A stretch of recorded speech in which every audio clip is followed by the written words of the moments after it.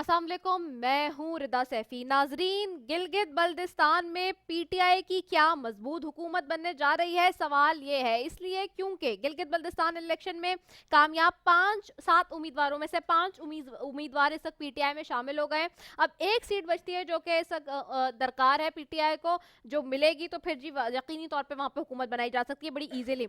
अच्छा, chairman Pakistan Peoples Party Bilawal Bhutto Zardari sahab, as I have told yesterday as well, कि जी वो वहां बैठे हुए और वो भी इस जोड़ तोड़ के हिस्से में शामिल हैं। वो चाह रहे थे कि जी किसी तरह से हुकूमत हम बनाए, ऑपोजिशन साथ में मिलकर, और इत्तेहादियों को भी जो और जो आज़ाद उम्मीदवार जो है साथ, उनको भी जो है वो देखा जाए। लेकिन इस वक्त जो सिचुएशन नजर आ रही है वो मैंने आपको बता दी कि इस वक्त नंबर गेम्स क्या चल रहा है। पाकिस्तान पीपल्स पार्टी के चेयरमैन कहते हैं कि इस्लामाबाद में बैठा हुक्मरान आज फरमा रहे थे कि जनवरी तक का मेहमान है, और पीडीएम ना सिर्फ सबसे ज्यादा वोट हासिल करके आई है, बल्कि उन्होंने ये भी कहा कि पाकिस्तान तहरीक इंसाफ को काफी पीछे भी छोड़ दिया है। तो इंतखाबी दिन से आज तक हम इस शदीद मौसम में धरना देकर एहतजाज करें, जिस पर आज, अच्छा, उन्होंने एक ये बात भी आज बड़ी कही कि जी नालायक इलेक्शन कमिश्नर को शर्म आनी चाहिए जो अभी तक दोबारा गिनती करवा रहे हैं, जिसके ऊपर आज इलेक्शन कमिश्नर में भी थोड़ी देर पहले देख रही थी कि उन्होंने कहा है कि जी छोटी बातें नहीं करनी चाहिए बिलावल भुट्टो जरदारी साहब को। और उनकी तनकीद पर उन्होंने कहा है कि जी आपको चाहिए कि इतनी छोटी छोटी बातों को जो है ना बनाया जाए, और आप जो दागदार बना रहे हैं इलेक्शन को, कुछ जमातें जो बना रही हैं, ये गलत बात है। इलेक्शन साफ और गैर जानिबदार हुए हैं। साथ उन्होंने ये भी कहा है कि छोटी बातें आपको जेब नहीं देती, अगर किसी को तहफ़्फ़ुज़ात हैं तो वो इलेक्शन ट्रिब्यूनल से रुजू करे। अब सवाल ये है कि जी ये जो एक बार फिर मरतबा चेयरमैन साहब ये बात करें, बिलावल भुट्टो जरदारी साहब पीपल्स पार्टी के, कि जी ये कुछ टाइम का मेहमान है। और अच्छा, उन्होंने ये इसलिए कहा था कि ये जी कुछ टाइम के मेहमान हैं और जा रहे हैं, जनवरी तक सिर्फ मेहमान है, क्योंकि वो ये कह रहे थे कि जी वो आपको पसंद नहीं आएगी ये बात कि अगर आप जाते हैं पीटीआई के अंदर, ये आज़ाद उम्मीदवारों के लिए वो स्टेटमेंट इस्तेमाल कर रहे थे बेसिकली, कि जी हुकूमत अगर बनने जा रही है तो इमरान खान साहब तो सिर्फ 2 महीने के मेहमान है, तो क्या आप पसंद करेंगे ऐसी ऐसे लोगों के साथ बैठना कि जो 2 महीने के मेहमान हो? ये इसलिए उन्होंने स्टेटमेंट दिया। बहरहाल जी, मूविंग टूवर्ड्स नेक्स्ट, उन्होंने इनके इस बात पे जी आज इस वक्त शहबाज गिल साहब भी अगैन बात कर रहे हैं, बुरा सईद कह रहे हैं कि पीटीआई को 2 तिहाई अक्सरियत वाली जमात बन गई है। लेट्स सी कि जी इसके ऊपर मजीद क्या होता है, लेकिन इसके ऊपर हम बात करेंगे। एहतसाब अदालत ने शहबाज शरीफ और हमजा को बख्तरबंद गाड़ी में पेश करने से रोक दिया। दोनों मुल्जमान को बुलेट प्रूफ गाड़ियों में अदालत आने की हिदायत की है। और आज जी साथ ही साथ शहजाद अकबर साहब भी प्रेस कॉन्फ्रेंस करे थे, अगैन वज़ीर आला पंजाब साहब के साथ बैठ के। सो मैं थोड़ा सा ये इस बात पे हैरान हुई थी कि कहाँ वज़ीर आला पंजाब उस्मान बुज़दार साहब और एक शहजाद अकबर साहब जो कि वज़ीर आज़म के मावन खुसूसी हैं, जो कि इलेक्टेड भी नहीं है, ठीक है, अगैन। तो वो बैठे हुए जी कर रहे थे और उस्मान बुज़दार साहब खामोश बैठे थे। तो कितना मतलब ये चीज़ों के ऊपर फिर बात करते हैं तो कहा जाता है कि नहीं जी वो तो बड़े उनके पास तो अथॉरिटीज़ हैं, चीज़ें हैं। बहरहाल एहसन इकबाल साहब भी आज कह रहे थे कि जी जो है मोटरवे के करप्शन का इल्ज़ाम मुझ पे नहीं, चीन पर लगाया गया है, क्योंकि उनके ऊपर कल एक नया रेफरेंस दायर हुआ है जो कि हमने प्रोग्राम में आपको बताया था। और उन्होंने कहा है कि ये हुकूमत जिस दिन से आई है सी पैक को मुतनाज़ करिए। आज सी पैक के ऊपर और चाइना के हवाले से उन्होंने बहुत सारी बातें की हैं। बहरहाल जी ये सारी सिचुएशन है जिसके ऊपर बात करेंगे। दूसरी तरफ चौधरी निसार आज बोल पड़े। उन्होंने दी न्यूज़ को जी एक इंटरव्यू देते हुए कहा है, चूँकि कि कुछ दिन से ये बात ज़ेर बहस है, जो कि साबिक आर्मी चीफ के हवाले से, जनरल राहील शरीफ के हवाले से, कि जी उनको क्या ऑफ़र की गई थी एक्सटेंशन, या उन्होंने एक्सटेंशन खुद मांगी थी। These are the two different points, जिसके ऊपर नून लीग कहती है कि जी मांगी गई थी और दी नहीं।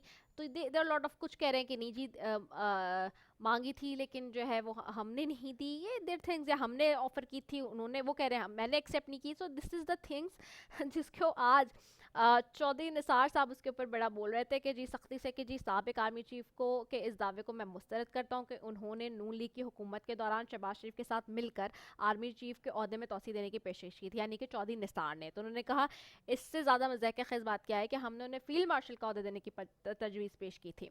और बहरहाल ये आज एक और सामने आई है बात। Let's we will discuss these things today, और इस पे जाएंगे। और पीडीएम के जलसे जी अगेन वो आज वही बना रहा पूरे दिन, इसके ऊपर एक इधर से आती प्रेस कॉन्फ्रेंस, एक उधर से आती प्रेस कॉन्फ्रेंस।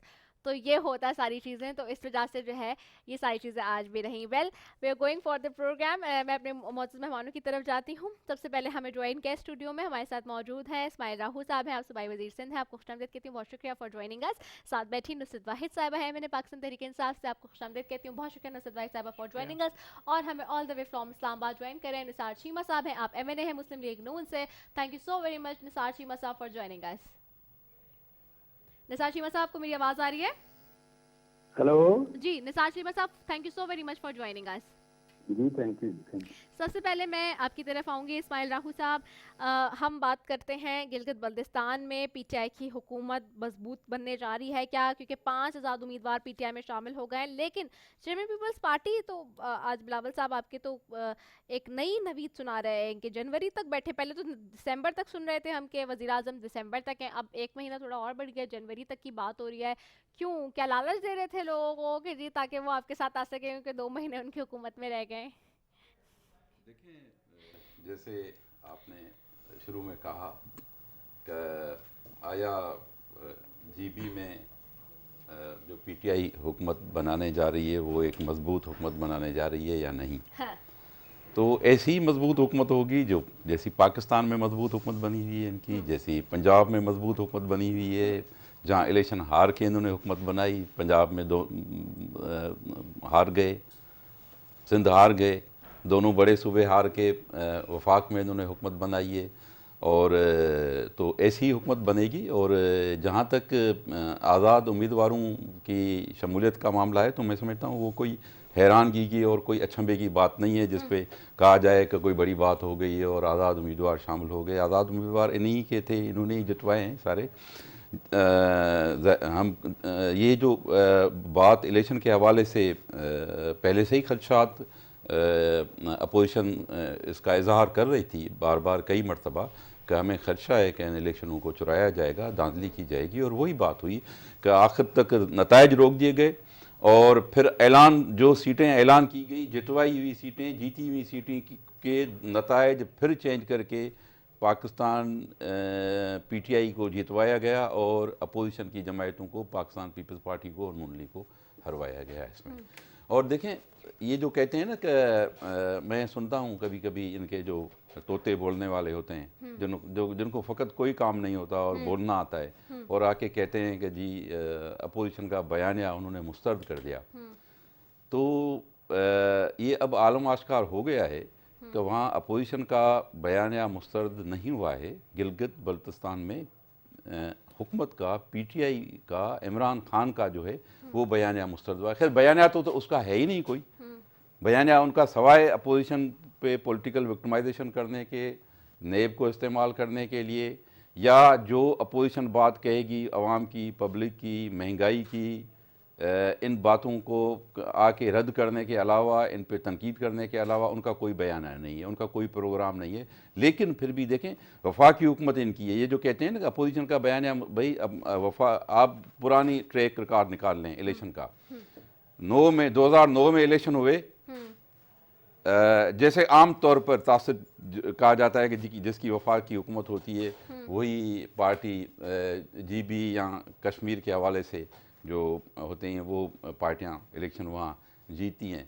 तो 2009 में पाकिस्तान पीपल्स पार्टी ने इलेक्शन जीते और वहाँ 14 या 15 मेरे ख्याल में सीटें उन्होंने जीती और भारी अक्सरियत से अपनी पार्टी के बलबूते पे जीती हुई सीटों पे हुकूमत बनाई। फिर 2016 में हुए तो पाकिस्तान मुस्लिम लीग ने 16 सीटें जीती और उन्हीं पे उन्होंने हुकूमत बनाई। ये तो हुकूमत में होते हुए, धांधलियाँ करते हुए, उसके बावजूद भी मुश्किल से इन्होंने 7 या 8 सीटें जो कि 5 से बन रही थी फिर जितवाए हुए अपोजिशन के उम्मीदवारों को मेंबरों को उन्होंने हरवा के जाके 7 और 8। तो मुझे बताएं, अगर इन्हीं के नताइज बनाए हुए जिनको हम एक्सेप्ट नहीं करते, कोई पाकिस्तान का कोई बंदा एक्सेप्ट नहीं करता कि यहाँ धांधली हुई है, लेकिन इन्हीं के नताइज को अगर हम एक्सेप्ट भी कर लें, फॉर सपोज एक लम्हे के लिए कहें कि जी हाँ ठीक है आपके नताइज जो है, इलेक्शन कमिश्नर बैठ के जो है वहाँ का वो उनके साथ मीटिंगें कर रहा है, इजलास कर रहा है अपोजिशन के हुकूमत के वफाकी वजीरों के साथ, तो इन्हीं के नताइज को अगर तस्लीम भी कर लें तो इन्होंने तो तीसरा हिस्सा भी हासिल नहीं किया। तो कैसे कह रहे हैं कि इन्होंने इनको तो जीबी के इनके नतायज के मुताबिक भी लोगों ने मुस्तरद कर दिया है, तो क्या हुकूमत बननी है? यही ऐसे ही जहाँ यहाँ हुकूमत जो चल रही है, कर रहे हैं हुकूमत, ऐसे ही हुकूमत बनेगी और क्या होगा? अच्छा, मतलब आज तो इससे मजबूत हुकूमत नहीं होगी, ऐसी ही हुकूमत होगी जैसे कि इस वक्त मुल्क के अंदर नजर आई। नुसरत वाहिद साहब आपकी तरफ आऊंगी। मजबूत हुकूमत नहीं बन सकती आपकी, जिस तरह की बात ऑपोजिशन कह रही है, और इमरान खान साहब को जनवरी तक सिर्फ मेहमान कह रहे हैं। वजह क्या है? वाकई क्या मेहमान रह गए हैं? जाने की बात हो रही है सारी। बिस्मिल्लाहिर्रहमानिर्रहीम। रदा, बहुत शुक्रिया, आपने अपने प्रोग्राम में इनवाइट किया मुझे। बिल्ली को ख्वाब में चिड़चिड़े नज़र आते हैं, वो नज़र आ रहे हैं। अच्छा, कि 1 महीना और फिर 2 महीने और फिर 4 महीने और फिर 6 महीने और ये चीज़ आगे बढ़ती जाएगी। ये तो बात ख़त्म हो गई यहाँ पे। दूसरा ये कि जीबी में करप्शन हुई और फिर भी वोट नहीं मिले, तो अर्ज़ ये है कि अगर करप्शन हुई और फिर भी वोट नहीं मिले तो हैरत अंगेज़ बात है, क्योंकि इन्होंने तो करप्शन की और ये पूरी की पूरी सीटें ले गए। 14 में से 14, 16 में से 16। यहाँ पे करप्शन हुई और फिर भी सीटें नहीं लगे, तो ये कैसी करप्शन थी भाई? यहाँ तो ये इतने साफ़ सुथरे इलेक्शन, इतने पुरअमन इलेक्शन इससे पहले कभी हुए ही नहीं जीबी में। कोई पुलिस तैनात नहीं थी, कोई फसाद नहीं हो रहे थे, एम्बुलेंसेस नहीं लेके मरीज़ों को भाग रही थी, कुछ भी इस तरह का सीन नहीं हुआ। इंतहाई स्मूथली वो इलेक्शन हुए और इंतहाई साफ इलेक्शन हुए, जिसके लिए तमाम लोग वहाँ पे गवाह हैं, जो आप के चैनल में इंटरव्यू कर रहे होंगे और सब लोग वहाँ जाके लोगों से इंटरव्यू करते हैं। उसमें कोई इस तरह का हैसल नहीं था, कोई कुछ नहीं थी, कोई बेईमानी नहीं थी, कोई चोरी नहीं थी। लेकिन बहरहाल वोट जिस तरह आवाम ने देने थे उस तरह दिए। ये नहीं हुआ कि जी चूँकि वो पीटीआई को लाइक कर रहे हैं सारे के सारे नहीं कर सकते। एक घर में भी, माँ बाप में भी बच्चों में तफरका होता है कि फला बच्चे माँ को ज़्यादा पसंद करते हैं और कुछ बच्चे बाप को पसंद करते हैं। तो यहाँ पे पूरा एक सूबा ऑलमोस्ट है, ये बन जाएगा इंशाल्लाह। तो इतने सारे लोग कैसे किसी भी एक पार्टी को लाइक कर सकते हैं?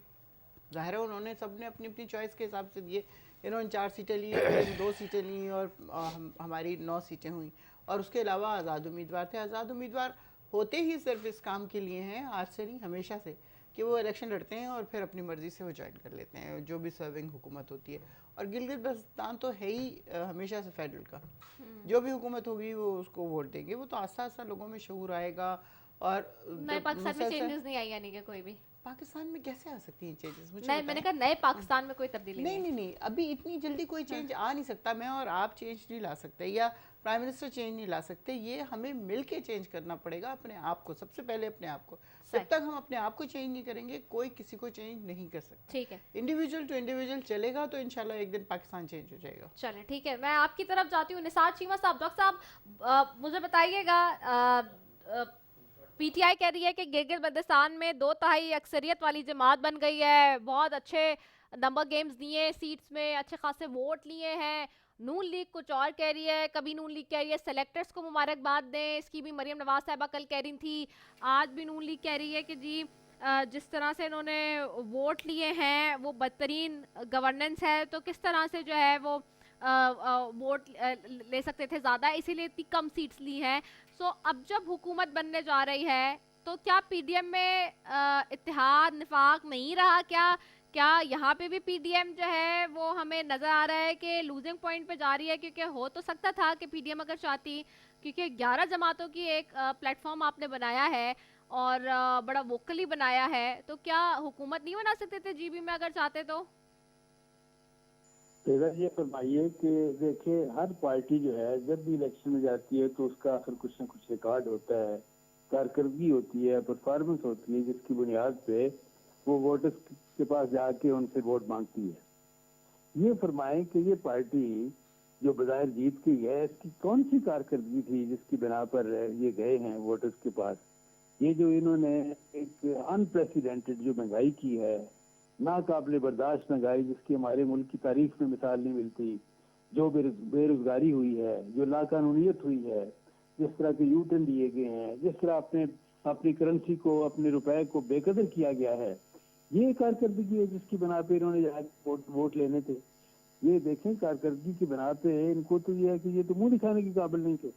असल में ये हुआ क्या है कोई पता अच्छी तरह कि इन्होंने ये कि जिस तरीके से भी जो मुस्लिम लीग नून के जो थे इलेक्टेबल्स जो थे, जो 62 लोग थे अपने अपने हलकों में, जी उनको जबरदस्ती पीटीआई में शामिल करवाया, स्पीकर समेत। कई हमारे वजीर जो थे तो वो क्यों गए गिलगित अगर वो बल्तिस्तान में, आपके नैरेटिव पे थे, आपके नजरिए पे थे? कल मेरे पास आपके गिलगित बल्तिस्तान के साबिक वजीर आला भी थे, हाफिज हफीजुर रहमान साहब, प्रोग्राम में। नहीं मैं ये उनसे भी ये देखें, पूछ रही थी ये हाफिज साहब से, बताइए, भाई आप लोग पे क्यों इतने वीक हुए कि आपके लोग छोड़ छोड़ के एंड टाइम पे दूसरी पार्टी में शामिल हो गए? नहीं ये देखें, ये तो बात वीकनेस ये है आप लोग की हुई ना। नहीं ये वीकनेस हमारी है, या ये है कि ये आप जो लोग इंटैक्ट नहीं रख पाए लोगों को अपने साथ, क्यों? नहीं, नहीं, आपके बयानी की नहीं, वजह से, नवाज शरीफ साहब के बयानी की वजह से, मरियम बीबी के बयानी की वजह से? नहीं बात ये है कि बयानी की वजह से क्या हमारे ये नेशनल असेंबली के मेंबरान में से कोई एक भी टूटा है? मुझे बताइए, कोई एक बंदा भी टूटा है? देखें बात ये है कि कादिर वहाँ पे बलोच इन साहब लोगों चले ने- गए, सनाउल्लाह जहरी साहब कुछ फरमा रहे हैं, कितने लोग तो जा रहे हैं। नहीं वो तो चले, और कोई हमें बड़ा दुख है उनके जाने का, और उनको दुख नहीं है लेकिन आपकी पार्टी छोड़ने का बिल्कुल भी नहीं, हमें तो दुख है, और इंशाल्लाह वो वापस आएंगे। कैसे इंशाल्लाह, वापस आएंगे? इंशाल्लाह। आपके इत्तेहादी पीडीएम में बैठे हुए उनको ऑफर्स दे रहे हैं, पीपल्स पार्टी ऑफर दे चुकी है कादिर बलोच साहब को, ही इज क्लेमिंग दैट। ये देखें जिस तरह से, जिस तरीके से इन्होंने प्री पोल रिगिंग की है, जिस तरह हमारे 62 लोगों को जबरदस्ती या लालच दे के शामिल करवाया है, ये तो बदतरीन किस्म की धांधली की मिसाल है। और फिर देखें बात यह है कि ये तो हमारी कौन बहन सा ऐसा पहले थी- लालच है, कौन सा ऐसा निसार चीमा साहब लालच बता देना, आप खुद कह रहे हैं लालच देके, कौन सा लालच दे दिया पीटीआई ने, और क्यों इतने नहीं, लालची लोग हैं कि वो उनके इसमें आ गए? नहीं लालच ये देखें, हाँ। उनको जिस तरह हमारी बहन रुसत वाहिद साहब प्रभारी थी कि गिलगित बल्तिस्तान में तो रवायत यही है कि जो फेडरल गवर्नमेंट जो होती है उनके साथ वो चलते हैं, तो लालच यही कि जी आपको फंड देंगे, आपको वजीर बनाएंगे, आपकी हुकूमत होगी, पीटीआई ने तो जीतना ही है, हमने जितवा देना है, तो ये है कि आप खामखा अपोजिशन में क्यों तो बैठे हैं? इसका आप इधर मतलब कि आए हैं। आपके लोग आपके नैरेटिव को नहीं मान रहे हैं, आप और चेयरमैन नहीं, पीपल्स पार्टी कह रहे हैं देखें, कि ये और आपकी 11 सारे- जमातें कह रही हैं कि ये वजीर सबसे- आजम सिर्फ 2 माह की मार है, जनवरी में वो जा सबसे- रहे हैं, आप लोग ये कह रहे हैं ना 2 महीने से, तो मतलब लोगों को सबसे यकीन दिलाने देखें, में आप नाकाम रहे अपने ही देखें, लोगों को।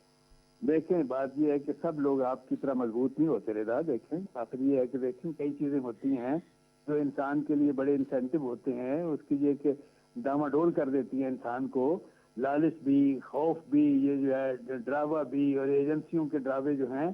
देखें बात ये है कि कई चीजें होती हैं, और पीटीआई वालों को पता है जिस तरीके से उन्होंने क्या क्या हरबे इस्तेमाल किए हैं, एजेंसीज को पता है किस तरीके से उन्होंने शामिल करवाए हैं बंदे। ये क्या हमने पाकिस्तान में ये सारा कुछ नहीं देखा? आप खुद देखें, मुझे बताइए कौन सी कारकर्दगी है जिसकी बिना पर इन्होंने वोट लेने थे, जीतना था? मुझे बता दें कौन सी कारकर्दगी है मुल्क में, कोई एक काम बता दें जिसकी बुनियाद पे ये जाके तो ये एक बड़े एतमाद के साथ वोट मांगते।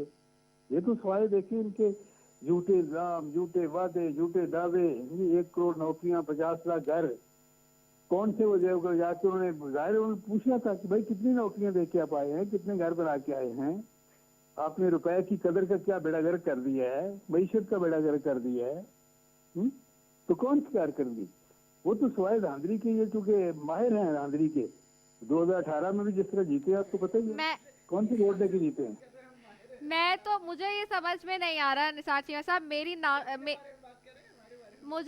मुझे सिर्फ इतना मैं सिर्फ दरख्वास्त इतनी करूंगी ऑपोजिशन से भी और हुकूमत से, हुकूमत के पास सिर्फ एक नारा है कि जी ये लुटेरे हैं, ये चोर हैं आप लोग, और करप्शन, और आप लोग के पास सिर्फ एक नारा है कि जी मैशत बर्बाद हो गई, मैशत बर्बाद हो गई। बट करके कौन व्हाट गया? ये बात नहीं है, अपोजिशन के पास बहुत से नारे हैं, ये बात थोड़ी है। क्यों नहीं है नारे? अच्छा मैं इसमाइल साहब कुछ रिस्पॉन्ड करें जी।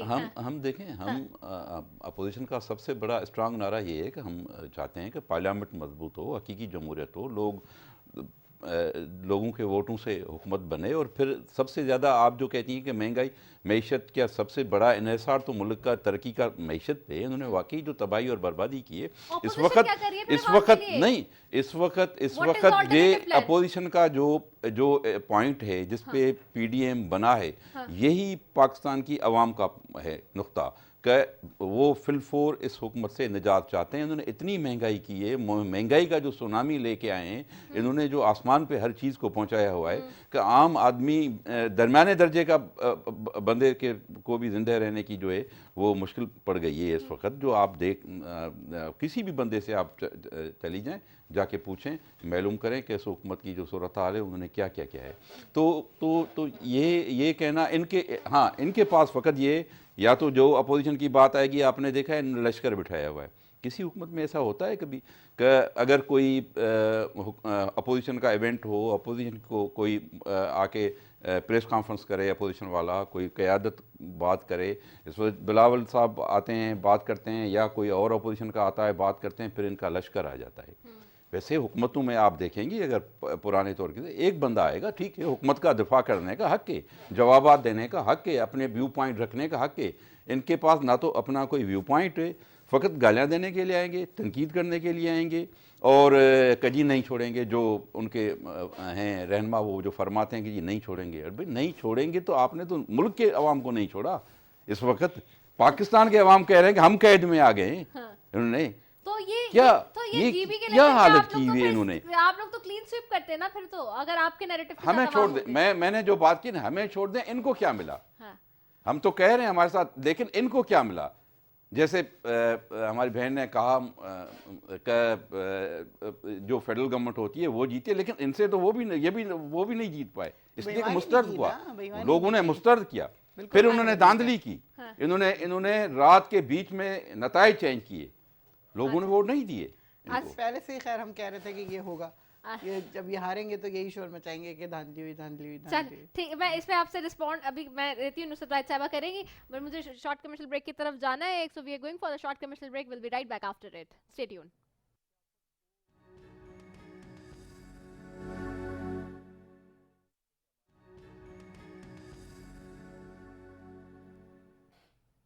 वेलकम बैक नाजरीन। और ब्रेक पे जाने से पहले जी बात हो रही थी गिलगित बल्तिस्तान के इलेक्शंस के हवाले से।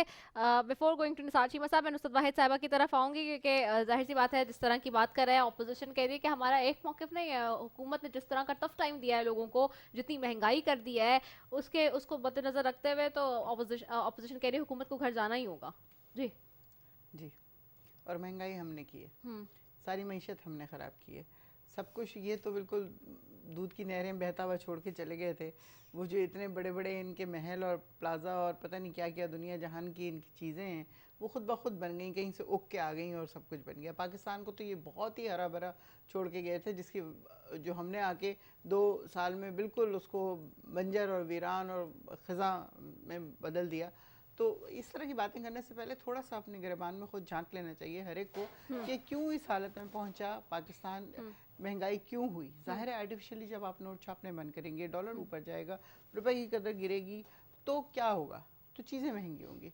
फिर जब IMF के पास जाएंगे हम आखिरकार, तो वो अपनी शर्तें आयद करते हैं। वो हमारे ऊपर ही नहीं बल्कि कितनी दफ़ा 13-14 दफ़ा ये लोग जा चुके हैं पहले भी, तो इनको पता है अच्छी तरह, हर चीज़ को जानते हैं। या तो ऐसा होना कि ना जानते हो, ये हर चीज़ को जानते हुए, लेकिन चूंकि अपोजिशन में है इसलिए उन्होंने इल्ज़ाम गवर्नमेंट के ऊपर लगाना है, तो वो लगाते रहे इल्ज़ाम, इससे फ़र्क नहीं पड़ता। आवाम जितनी मर्जी महंगाई में पिसी हुई है, इस बात को हम भी रियलाइज़ करें। ऐसा नहीं है कि हम बहुत खुश हैं जी कि आवाम परेशानी में है। आपका वज़ीर आज़म जो है वो पहला वज़ीर आज़म है who has empathetic heart towards his poor people.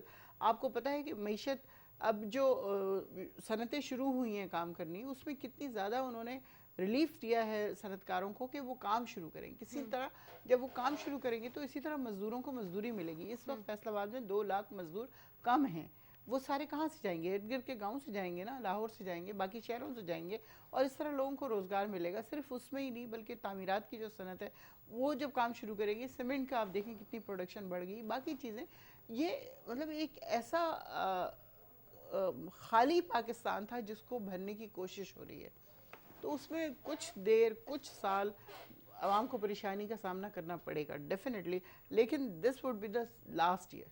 3rd year हमारा अब शुरू हुआ है, ये इंशाल्लाह आखिरी साल होगा इस मुश्किल का। उसके बाद अगले साल से चीज़ें बहुत बेहतर हो जाएंगी, महंगाई कम से कम होगी इंशाल्लाह। मैं ज़ाहिर है पक्की बात मैं नहीं कर सकती, अल्लाह बेहतर जानता है क्या होता है क्या नहीं होता, क्योंकि कोरोना जैसी क्लामिटी जब आ जाती है तो इंसान के बस में कुछ नहीं होता कि बड़ी बड़ी इकोनॉमीज का बुलडोज फिर गया उनका। आप देखिए अमेरिका -13 पे चला गया, हम फिर भी अभी -1 पे हैं। तो अल्हम्दुलिल्लाह बहुत कुछ हमने ना सिर्फ बर्दाश्त किया है बल्कि इंड्योर किया है इसको, इस तरह के आपका ना कोरोना बहुत बुरी तरह फैला, ना इस तरह इकोनॉमी आपकी पूरी तरह डूबी। अच्छा, उसके बावजूद हम लोग लेके चल रहे हैं उसको, और इंशाल्लाह अगला साल होगा कि हम कोरोना पे जब पूरी दुनिया वैक्सीन मिल जाएगी और पूरी दुनिया क्योर कर लेगी तो फिर चीज़ें भी ठीक हो जाएंगी, चीज़ें बेहतर होंगी। निसार चीमा साहब, पीटीआई कह रही है कि चीज़ें बेहतर होंगी। ये साल जो है ये है तो तकलीफों वाला साल, लेकिन with the passage of time and with the starting of the third year तो वो चीज़ें बेहतर होंगी, महंगाई भी कम होगी, मईशत भी बेहतरी की तरफ जा रही है। और जो सरप्लस का एक जिक्र हम सुन रहे हैं 3-4 दिन से, आज भी हमने ये खबर सुनी है जी, ये भी एक प्लस पॉइंट वो इकोनॉमी में ऐड ऑन कर रहे हैं। अच्छा, आज वजीर आजम इमरान खान साहब ने वजारत उज़्मा का मनसब संभालने के बाद पहली मरतबा अफगानिस्तान का दौरा भी किया है। चूँकि जायशात है आप लास्ट हुकूमत में रहे हैं सेंटर में, और आपकी फॉरेन पॉलिसी को बड़ा क्रिटिसाइज आप लोग को आप लोग पीटीआई को करते हैं, पीटीआई वाले आपको करते हैं, तो इनका मैं तो फॉरेन मिनिस्टर ही नहीं था ना 4 साल। हाँ कि आपको फॉरेन मिनिस्टर नहीं था, ये नहीं था, वो नहीं था। तो अभी इस वक्त आप क्या समझ रहे हैं, आज वज़ीर आज़म का दौरा भी जो हुआ है, अफगान दौरा, क्योंकि जैसे Afghanistan is very important country with boundary with neighbourhood, और बार बार अफगानिस्तान के साथ जो पाकिस्तान के ताल्लुकात हैं उसके हवाले से बात हम करते रहते हैं जी। पहले से देखें, मेरा आपने फरमाया कि पीटीआई के हालात बेहतर होंगे। मैं यही कह सकता हूँ कि हम खुशी से मर न जाते अगर एक बार होता। जो चीजें देखें पीटीआई ने लूज की हैं सबसे ज्यादा जब से ये इक़्तिदार में है, वो उनमें सरे फहरिस्त क्रेडिबिलिटी है, साख है, एतबार है, जो कि बिल्कुल नहीं है। कौम की नजरों में इनका कोई एतबार नहीं है, कोई साख नहीं है। देखिए इससे पहले कभी है हमारे सियासतदानों में, हमारे सियासतदानों ने आज तक कब कौन से सियासतदान ने जो कहा है वो पूरा किया, ये बता दें निसार चीमा साहब। नहीं, ये तो इन्होंने तो रिकॉर्ड कायम किया है ना। हमने तो कहा बिजली हम बिजली करेंगे, हमने खत्म करके कौन दिखाई। अपने मंशूर पे कायम रहता है, किसको कौन सा मंशूर याद है?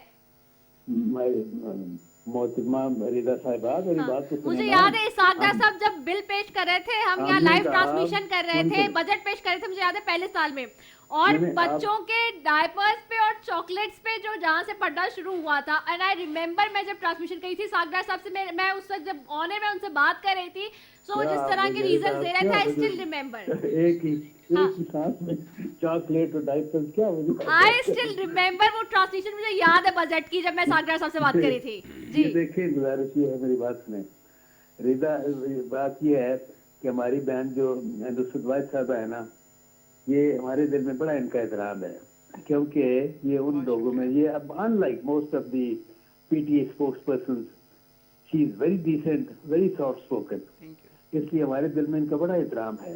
बात ये है कि उन्होंने कहा कि ये हमारे वज़ीर आज़म पहले वज़ीर आज़म है जिन्होंने ये किया। बाकी सही बात है कि कई मामलात में उन्होंने रिकॉर्ड कायम किए।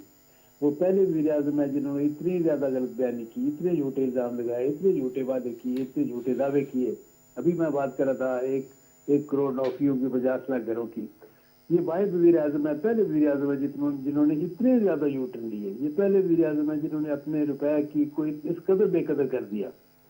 ये पहले वज़ीर आज़म है, देखें बात ये, जिन्होंने पूरी दुनिया में मुल्क को बदनाम करके रख दिया।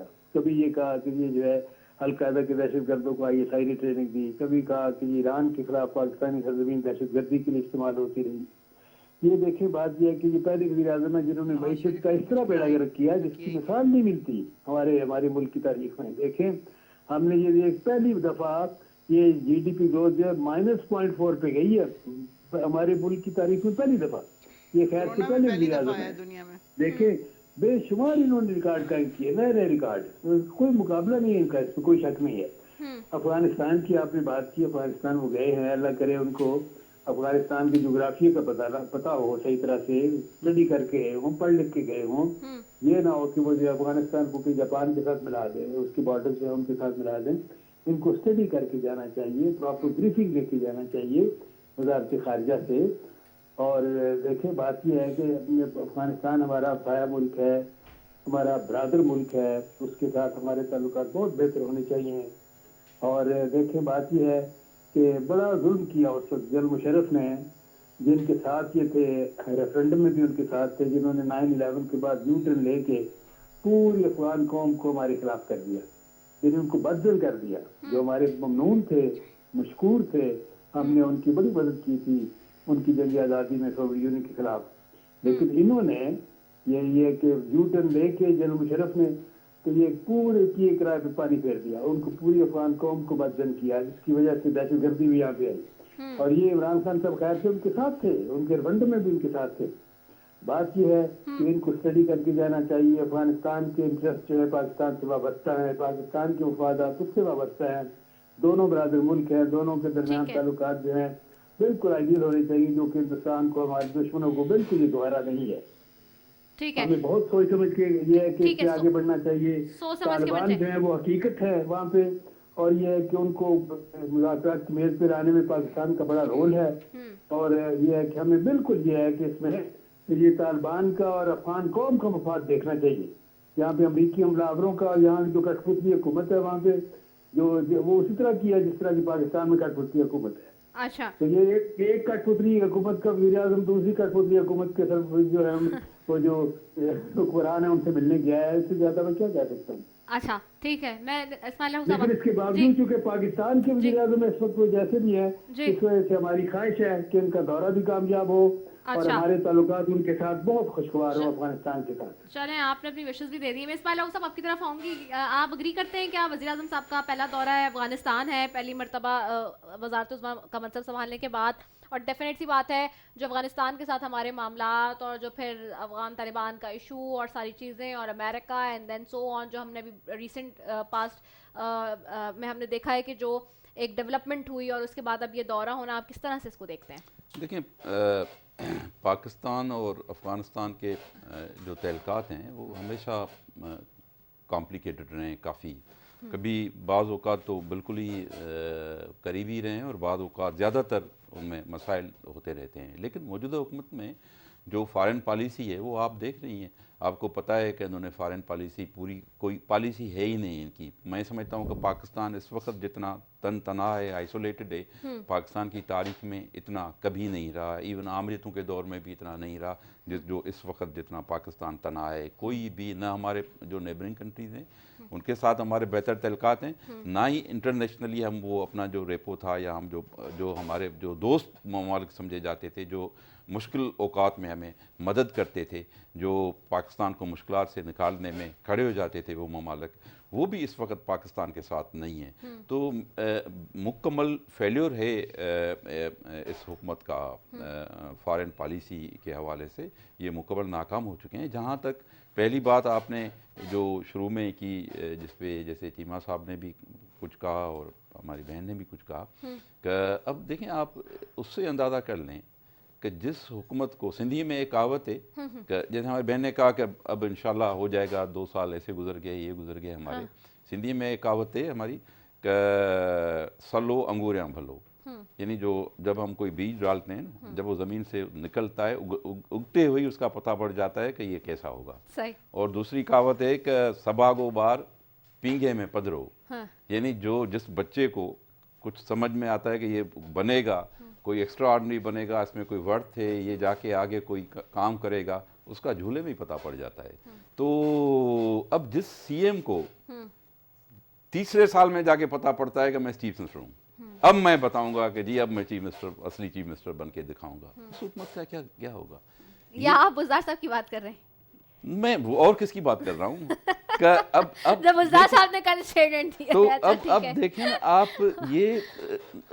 ये तो बातें छोड़ दें। हाँ। देखें इस हुकूमत ने जो हुकूमत कह रही हो अपने कमिटमेंट्स को, अपने वायदों को, अपने इकरार को, अपने कौल को, जो उन्होंने स्लोगन्स दिए, क्या किसी ने गन पॉइंट पे तो नहीं दिलवाए थे?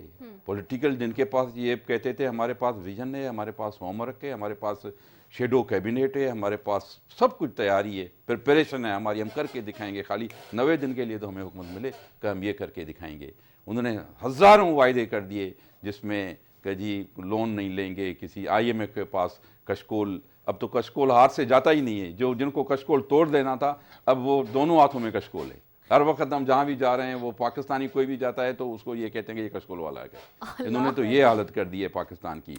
फिर इन्होंने कहा कि जी हम 1 करोड़ नौकरियाँ देंगे, फिर इन्होंने कहा जी हम 50 लाख घर देंगे, फिर अब जी बिजली और गैस की कीमतें जो हैं अगर बढ़ जाएं, अगर पेट्रोल बढ़ जाए तो हुक्मरान चोर हैं। तो ये अब बिजली की कीमतें कहाँ पहुँच गई। अभी इन्होंने जो ये ऐलान किया, अच्छी बात है अगर ऐलान किया, लेकिन उसी दिन इनको IMF की भी खबर पड़नी चाहिए थी जो किसी सेक्टर को अगर हम प्रोजेक्ट करते हैं, मदद करते हैं तो हमें, लेकिन बुनियादी तौर पर बेसिकली तो हमें जो हमारे अगर बिजली सस्ती करके हम देते हैं या गैस सस्ता कर बिजली देते हैं, होगी तो किसी भी देंगे ना, सेक्टर सवाल को नहीं है, कहाँ देंगे। इनमें कोई वो है ही नहीं कि ये कर सकें बिजली के लिए या कुछ। फिर कहा जाता है कि जी कोविड आ गया।